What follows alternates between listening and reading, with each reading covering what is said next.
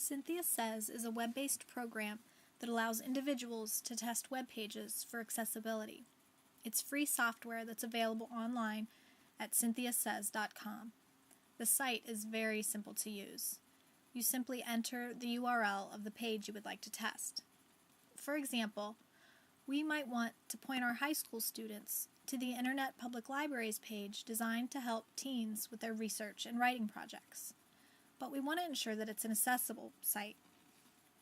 For example, can screen readers recognize the text in these images, for example? Cynthia Says is designed to check the page given its URL. So we'll copy the URL for use on the Cynthia Says website. It can determine whether the page satisfies a number of different web accessibility standards. One set of standards it checks is that given in Section 508 of the Rehabilitation Act.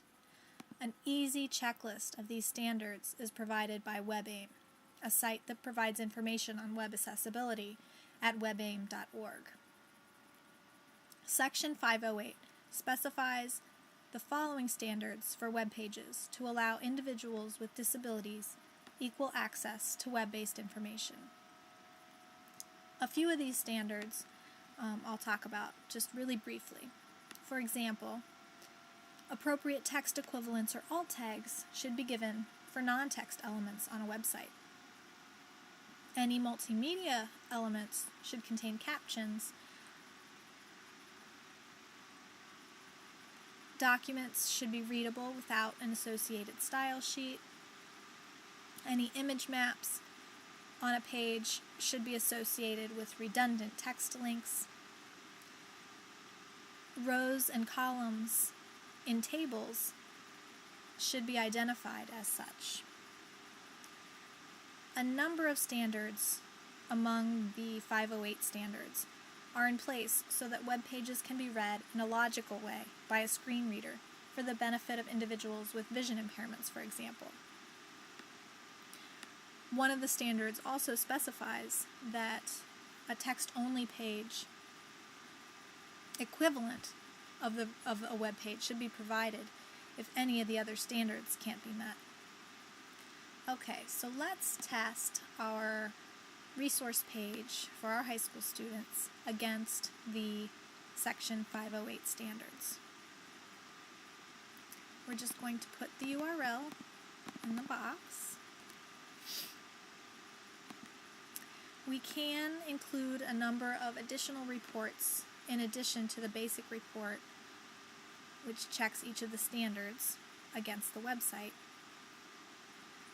But most of these are really useful only for developers. For example, the Alternative Text Quality Report provides information about the quality of the alt tags on the website and include file source on accessibility failures basically shows you where in the HTML source code any failure that occurs is. So we can include those just to show you what they look like. So let's test the site.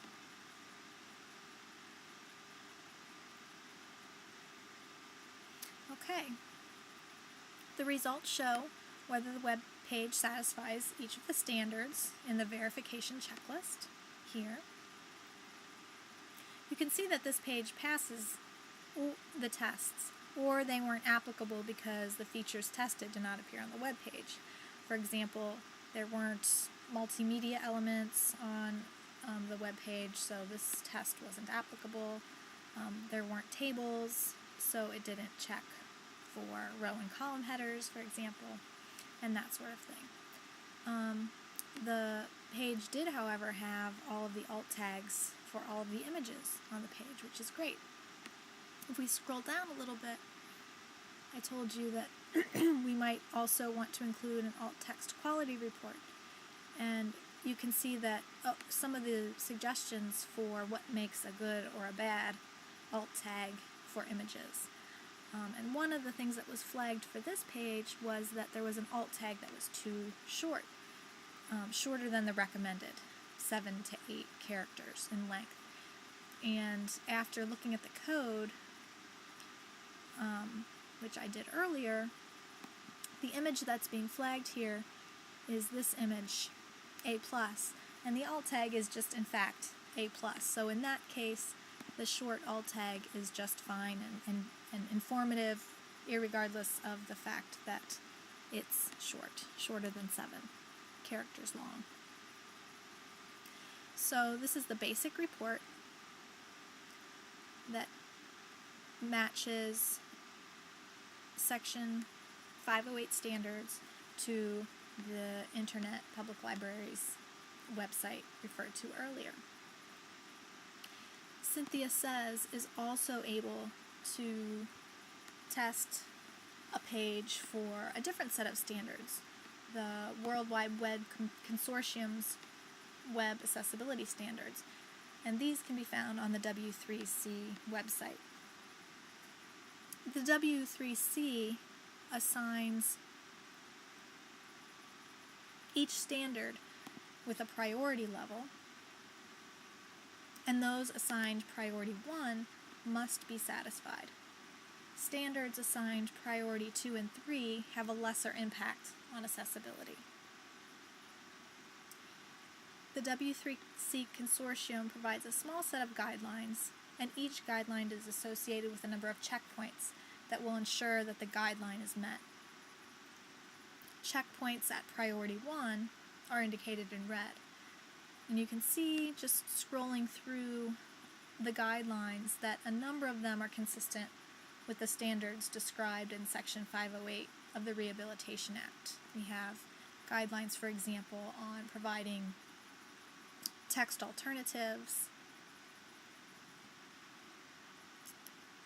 on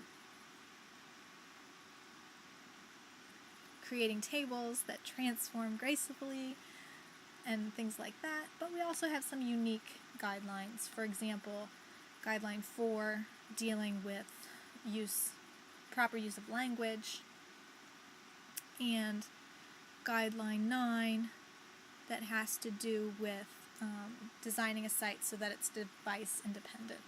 These are unique guidelines to W3C. We can test the A+ research and writing page again against the W3C guidelines as well. All we have to do is change the accessibility report mode, and you can see that we can exclusively test priority 1 guidelines, checkpoints, or we can test all 3, or just 1 and 2. If we do 1, 2, and 3, you can specify that the site shouldn't fail if there are priority 2 and 3 errors, but they will flag those as errors. So we can run the test again.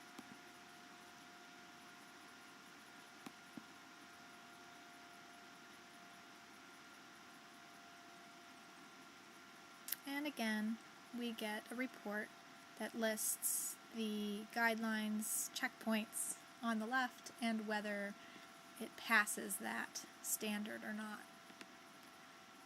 And you can see again a very similar report for the site using these guidelines. These are the priority 1 guidelines, and then priority 2 and 3 are below.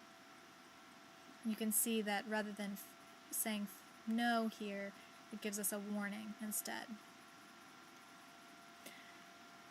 So you can see that Cynthia Says can be a useful tool to help you determine whether a website that you want to recommend to your students meets some basic accessibility requirements.